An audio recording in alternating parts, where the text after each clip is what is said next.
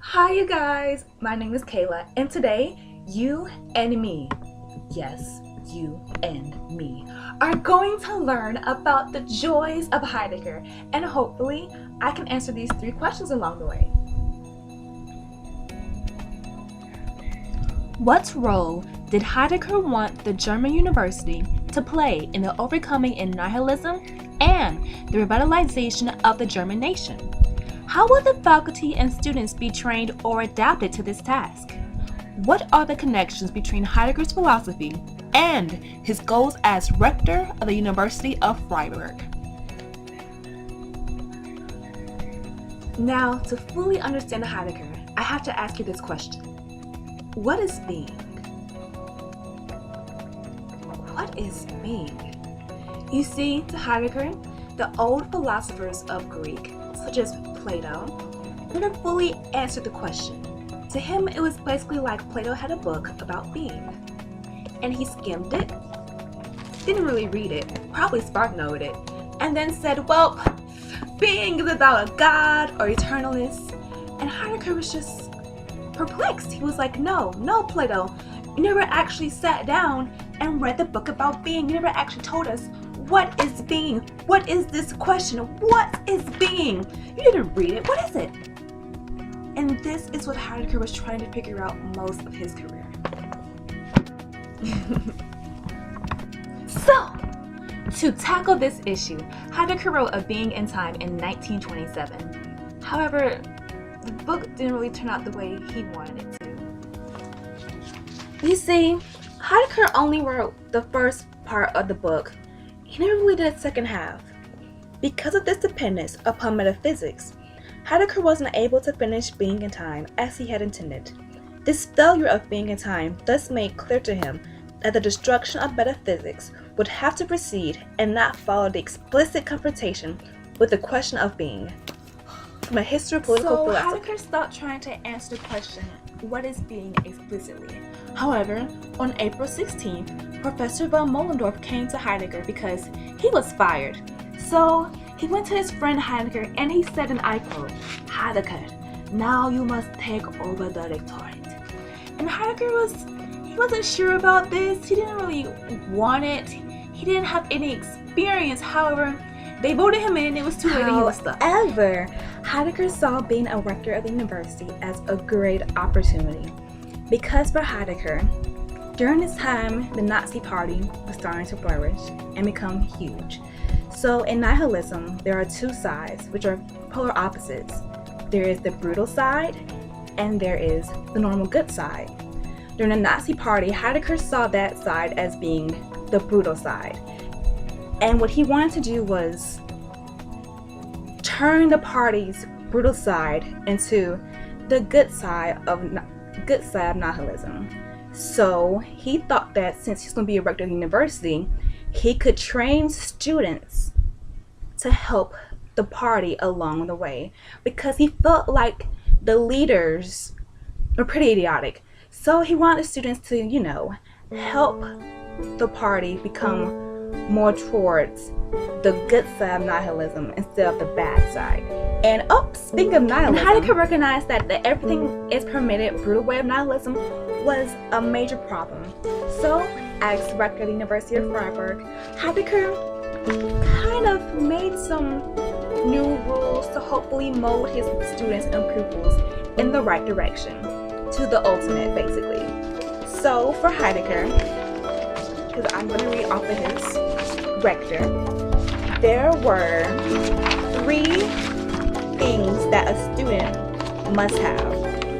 First of all, there should be no academic freedom. Everyone should be under science. That's number 1. And then he created bonds. The first bond to build the national community, deals with the students. It obligates to help carry the burden and to participate actively in struggles, strivings, and skills of all estates and roots of the people. The second bond is the destiny of the nation and demands the readiness secured by knowledge and skill and tightened by discipline. This is the military service. And the third bond is the knowledge service. So he basically wanted his students to have labor service, military service, and spiritual essence of service.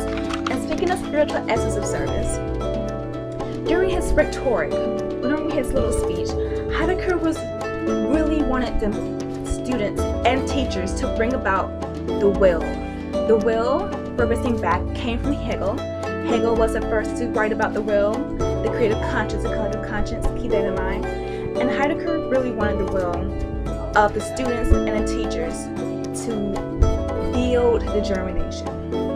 Because Heidegger felt like now science in schools wasn't really doing what it was supposed to do. Basically, in schools, you ask a question, you get an answer. That was basically what school was to him. And Heidegger did not like that whatsoever. Heidegger cherished questions, remember this? Heidegger really cherished questions. So what he wanted his students to get was that you have to question.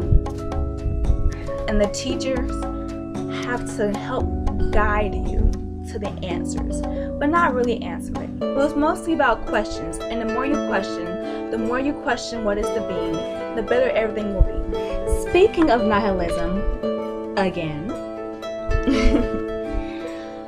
Heidegger was he liked nihilism, and then he did it at the same time, because in nihilism, there is no God. God is dead. There is no being. Nothing is fundamentally true.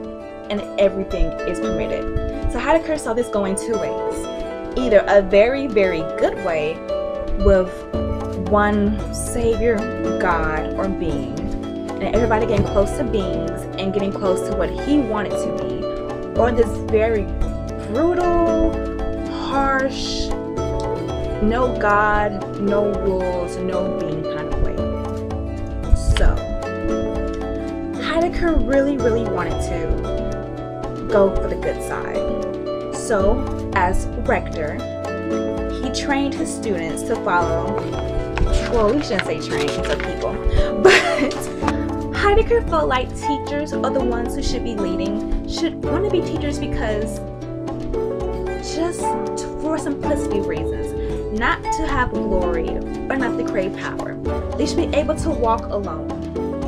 Heidegger also felt like the faculty, from his self-assertion, he felt the faculty is a faculty only if it becomes capable of a spiritual legislation and rooted in the essence of its science, able to shape the powers of existence that pressure it into the one spiritual world of the people.